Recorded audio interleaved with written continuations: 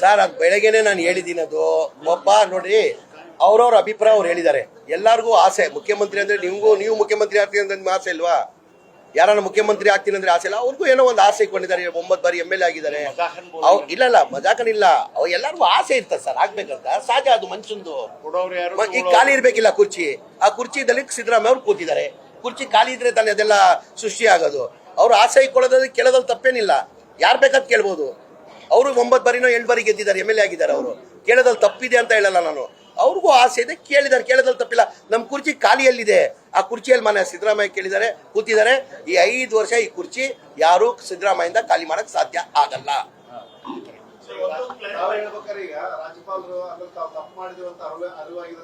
ಆಗಿರ್ಬಹುದು ಅಂತ ಏನಕ್ಕಂದ್ರೆ ನಾನು ಅವ್ರ ಮಾತನ್ನ ನೋಡಿದೆ. ನಾವು ರಾಜ್ಪಾಲ್ ತಾವು ಹೋಗಿದ್ವಿ.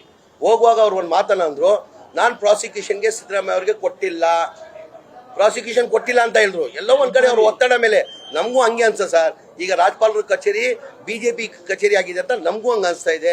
ರಾಜ್ಪಾಲ್ ಬಾಯಿಂದ ಹೇಳಿರೋದು ನಮಗೆಲ್ಲ, ನಾನು ಒಬ್ಬನೇ ಇಲ್ಲ, ಎಲ್ಲ ಶಾಸಕರು ಇದ್ರು, ಎಲ್ಲ ಸಚಿವರು ಇದ್ರು, ಎಲ್ಲ MP ಗಳು ಇದ್ರು, ಎಲ್ಲರ ಮುಂದೆ ಹೇಳಿರೋದು ಈ ಥರ ನಾನು ಪ್ರಾಸಿಕ್ಯೂಷನ್ ಕೊಟ್ಟಿಲ್ಲ ಅಂತ. ನಮ್ಗೇನು ನೋಪ ಅಂದರೆ ಕೊಟ್ಟಿದ್ದು ತಪ್ಪಿಲ್ಲ ಅಂತ ಹೇಳ್ತಾ ಇಲ್ಲ ನಾವು. ಅರೆ ಪ್ರೊಸೀಜರ್ ಹಾಕ್ಕೊಡಿ ನೀವು. ಯಾರೋ ಜುಲೈ ತಿಂಗಳಲ್ಲಿ ಯಾರೋ 26ನೇ ತಾರೀಕು ಸಂಜೆ ಅಬ್ರಾಹಿಂ ಅಂತವನು ಸಂಜೆ ಕಂಪ್ಲೇಂಟ್ ಕೊಡ್ತಾರೆ. 1 ಗಂಟೆದಲ್ಲಿ ತಾವು ನೋಟಿಸ್ ಸರ್ವ್ ಮಾಡಿ ಪ್ರಾಸಿಕ್ಯೂಷನ್ ಪರ್ಮಿಷನ್ ಕೊಡ್ತೀರಾ. ಇದೇ ಕುಮಾರಸ್ವಾಮಿ ಅವ್ರದ್ದು ನವೆಂಬರಲ್ಲಿ 8 ತಿಂಗಳು ಮುಂಚೆ ಪ್ರಾಸಿಕ್ಯೂಷನ್ಗೆ ಲೋಕಾಯುಕ್ತ ಅವ್ರು ಕೇಳಿರೋದು. ಅದಕ್ಕೆ ಹೇಳ್ತಾ ಇದ್ದೀರಾ ನಾನು ಏನೋ ಒಂದು ಕೇಳಿದ್ದೀನಿ ಏನಂತ ಹೇಳಿದ್ರು ಅವರು, ಕ್ಲಾರಿಫಿಕೇಶನ್ ಕೇಳಿದ್ದೀನಿ ಅಂತಾರೆ. ಒಬ್ಬ ಲೋಕಾಯುಕ್ತ ಅವ್ನು ಕೊಡೋನ್ಗೆ ಕ್ಲಾರಿಫಿಕೇಶನ್ ಕೇಳಿ ನೀವು ಇದು ಮಾಡ್ತಾ ಇದ್ದೀರಾ. ನಮ್ಮ ಯಾರೋ ಪ್ರೈವೇಟ್ ದೂರು ಕೊಡಿ, ಇದ್ರಲ್ಲಿ ಸತ್ಯಾಂಶ ಏನು ಇಲ್ವೇ ಇಲ್ಲ. ಈ ಮೂಢ ವಿಚಾರದಲ್ಲಿ ಸಿದ್ದರಾಮಯ್ಯ ಪಾತ್ರ ಏನಿಲ್ಲ, ಯಾವುದಿಲ್ಲ. ಬರೇ ಇಷ್ಟೇ BJP ಅವ್ರಿಗೆ ಏನಾಗಿದೆ, ಸಿದ್ದರಾಮಯ್ಯ ಪಾಪ್ಯುಲಾರಿಟಿ ಸೇರ್ಸಕ್ಕಾಗ್ತಾ ಇಲ್ಲ. ಅವ್ರಿಗೇನಂದ್ರೆ ಸಿದ್ದರಾಮಯ್ಯ ಡಿಸ್ಟರ್ಬ್ ಮಾಡಿದ್ರೆ ಕಾಂಗ್ರೆಸ್ ಡಿಸ್ಟರ್ಬ್ ಮಾಡ್ಬೋದು ಹಿನ್ನೆಲೆಯಲ್ಲಿ ಇದೆಲ್ಲ ಮಾಡ್ತಾ ಇರೋದು ಅವ್ರಿಗೂ ಗೊತ್ತಿದೆ. ಇದ್ರಲ್ಲಿ ಸತ್ಯ ಯಾವುದು ಇಲ್ಲ ಅಂತ. ಆಮೇಲೆ ಸಿದ್ದರಾಮಯ್ಯ ಪಾತ್ರ ಏನಿದೆ, ಇದರಲ್ಲಿ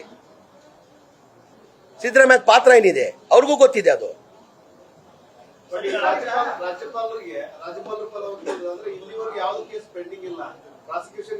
ಅವ್ರು ಏನಂದ್ರು, ನಂತಾವ್ 4 ಕೇಸಲ್ಲಿ ಯಾವುದು ಕೇಸ್ ಪೆಂಡಿಂಗ್ ಇಲ್ಲ, ನಾನು 1 ಕ್ಲಾರಿಫಿಕೇಶನ್ ಕುಮಾರಸ್ವಾಮಿ ಅವ್ರದ್ದು ಕೇಳಿದ್ದೀನಿ ಅಂತಾರೆ. ಅದೇ ನನ್ನ ಮಾಧ್ಯಮ ಸ್ನೇಹಿತರು ಕೇಳ್ತಾ ಇರೋದು. ಈಗ ಲೋಕಾಯುಕ್ತ ಅವ್ರು ಕೊಟ್ಟಿರೋದು 8 ತಿಂಗಳ ಹಿಂದೆ ಕೊಟ್ಟಿರೋದು. ಲೋಕಾಯುಕ್ತ ಪ್ರಾಸಿಕ್ಯೂಷನ್ ಪರ್ಮಿಷನ್ ಕೇಳಿರೋದು, ಕ್ಲಾರಿಫಿಕೇಶನ್ ಕಳಿಸಿಲ್ಲ ಅಂತಾರೆ. ಒಬ್ಬ ಪ್ರೈವೇಟ್ ಕಂಪ್ಲೇಂಟ್ ಅವನು ಅಬ್ರಾಹಿಂ ಅವನು ಜುಲೈ 26ನೇ ತಾರೀಕು ಕೊಡ್ತಾನೆ, ಸಂಜೆ ನೋಟಿಸ್ ಸರ್ವ್ ಮಾಡ್ತಾರೆ. ನೀವೇ ಅರ್ಥ ಮಾಡ್ಕೊಳ್ಳಿ. ಈ BJP ಕಚೇರಿ ಆಗಿದೆಯಲ್ಲೋ, ರಾಜ್ಪಾಲರ ಕಚೇರಿ BJP ಕಚೇರಿ ಆಗಿದೆಯೋ ಇಲ್ಲೋ?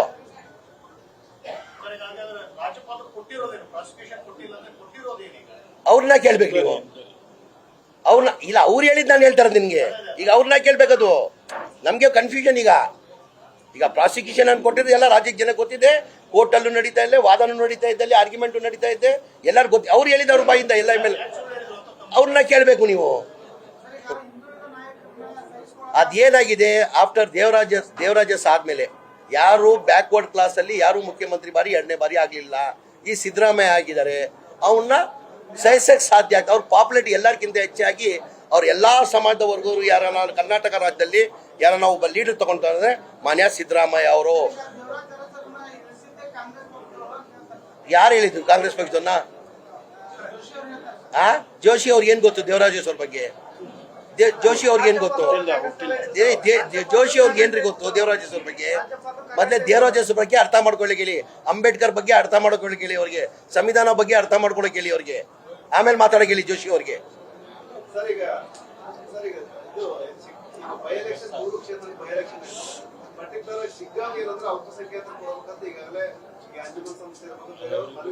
ಇಲ್ಲ, ನಾವು ಹೈಕಮಾಂಡ್ ಅಲ್ಲಿ ಮನವಿ ಮಾಡಿದೀವಿ. ನಮ್ಮ ಪಕ್ಷ ಹೈಕಮಾಂಡ್ ಪಕ್ಷ, ತೀರ್ಮಾನ ಮಾಡೋದು ಹೈಕಮಾಂಡ್.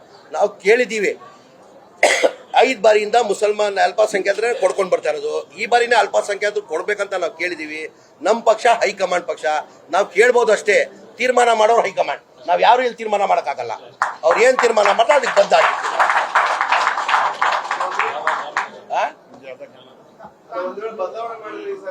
ಸರ್, ಈಗ ನಮ್ಮ ಪಕ್ಷ ಹೈಕಮಾಂಡ್ ಪಕ್ಷ, ಅವ್ರಿಗೆ ಗೆರೆ ಹಾಕಿದ್ ಗೆರೆ ದಾಟಲ್ಲ ನಾವು.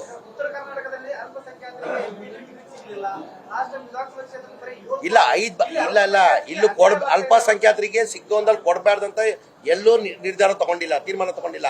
ಅದೇನಾಗಿದೆ, ಆಲ್ರೆಡಿ 5 ಸತಿ ಕೊಟ್ಟಿದ್ದೀವಿ, 5 ಸತಿ ಸೋತಿದ್ದೀವಿ. ಅದ್ರಲ್ಲಿ ಒಂದು ಯೋಚನೆ ಮಾಡ್ತಾರೆ, ಇಲ್ಲ ಅಂತ ಇಲ್ಲ.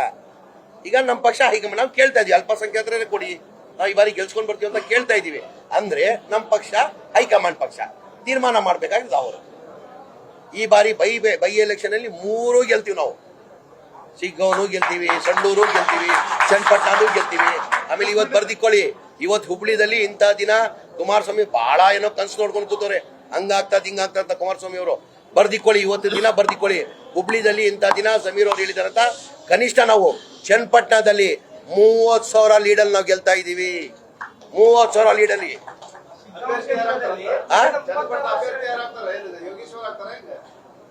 ರಾಹುಲ್ ಗಾಂಧಿ ಅಭ್ಯರ್ಥಿ, ಮಲ್ಲಿಕಾರ್ಜುನ ಅಭ್ಯರ್ಥಿ, ಸೋನಿಯಾ ಗಾಂಧಿ ಅಭ್ಯರ್ಥಿ, ಡಿ.ಕೆ. ಶಿವಕುಮಾರ್ ಅಭ್ಯರ್ಥಿ, ಸಿದ್ದರಾಮಯ್ಯ ಅಭ್ಯರ್ಥಿ. ಕಾಂಗ್ರೆಸ್ ಪಕ್ಷ ಅದು ಅಷ್ಟೇ.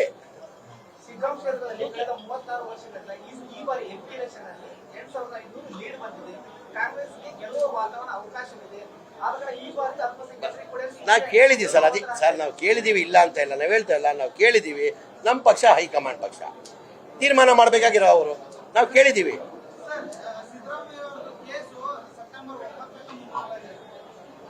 ಸರ್ ಆ ಕೇಸಲ್ಲಿ ಏನೇನು ಇಲ್ಲ. ನನಗೆ ಅದಕ್ಕಿಂತ ಮುಂಚೆ ಹೇಳಿದೆ, ನ್ಯಾಯಾಲಯದ ಬಗ್ಗೆ ನಮ್ಗೆ ವಿಶ್ವಾಸ ಇದೆ. ನ್ಯಾಯಾಲಯದಲ್ಲಿ ನಮ್ಮ ನ್ಯಾಯ ಸಿಗ್ತಾ ನಮ್ಗೆ ಗೆಲುವು ಆಗ್ತದೆ. ಆಯ್ತಾ ಬಾಸ್? ಹಾ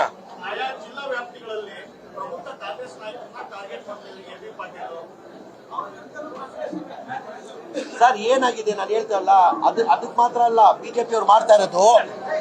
ಬಿಜೆಪಿ ಅವರು ದಯಮಾಡಿ ನೀವು ಅರ್ಥ ಮಾಡ್ಕೊಳ್ಬೇಕು, ಈ ಮಾಧ್ಯಮ ಸ್ನೇಹಿತರೆ ಅರ್ಥ ಮಾಡ್ಕೊಳ್ಬೇಕು. ಅವ್ರಿಗೇನಾಗಿದೆ, ಒಂದ್ ಕಡೆ ಸಿದ್ದರಾಮಯ್ಯ ಅವ್ರ ಟಾರ್ಗೆಟ್, ಒಂದ್ ಕಡೆ ಏನಾಗಿದೆ, ಸ್ವಲ್ಪ ಇರ್ರಿ, ಏನಾಗಿದೆ, ಒಂದ್ ಕಡೆ ಸಿದ್ದರಾಮಯ್ಯ ಅವ್ರ ಟಾರ್ಗೆಟ್, ಒಂದ್ ಕಡೆ ಏನಾಗಿದೆ, ಅವ್ರಿಗೆ 5 ಗ್ಯಾರಂಟಿಗಳದ್ದು ಅವ್ರಿಗೆ ಚಿಂತನೆ ಆಗಿರೋದು. 5 ಗ್ಯಾರಂಟಿ ನೀವು ತಿಳ್ಕೊಂಡಿರ್ಬೋದು. ನಾವು ಹೋದ ಸತಿ 2019 ಒಂದೇ ಲೋಕಸಭಾ ಚುನಾವಣೆಯಲ್ಲಿ ಗೆದ್ದಿದ್ದು, ನಾವು 1 ಸೀಟ್ ಗೆದ್ದಿದ್ದು. ಈಗ 9 ಸೀಟ್ ಗೆದ್ದಿದ್ದೀವಿ. ಅದೇನಾಗಿದೆ, ಪರ್ಸೆಂಟೇಜ್ ವೈಸ್ ನೋಡಿದ್ರೆ 2019% ನೋಡಿದ್ರೆ ಈ ಬಾರಿ 11% ಜಾಸ್ತಿ ತಗೊಂಡಿದ್ದೀವಿ. ಆ ಬಿಜೆಪಿ ಚಿಂತನೆ ಆಗಿದೆ. ಈ 5 ಗ್ಯಾರಂಟಿಗಳು ತೆಗಿಯ ಕೊಟ್ಟಿರೋದವರು. ಒಂದ್ ಕಡೆ ಸಿದ್ದರಾಮಯ್ಯನ ತೆಗಿಬೇಕು, ಒಂದ್ ಕಡೆ ಈ 5 ಗ್ಯಾರಂಟಿಗಳು ಹೋಗ್ಬೇಕು. ಈ ಟಾರ್ಗೆಟ್ ಅವ್ರದ್ದು 5 ಗ್ಯಾರಂಟಿಗಳಿಗೆ. ನ್ಯೂಸ್ ಫಸ್ಟ್, ನಿರ್ಭೀತಿಯಿಂದ ನಿಮ್ಮ ಪರವಾಗಿ.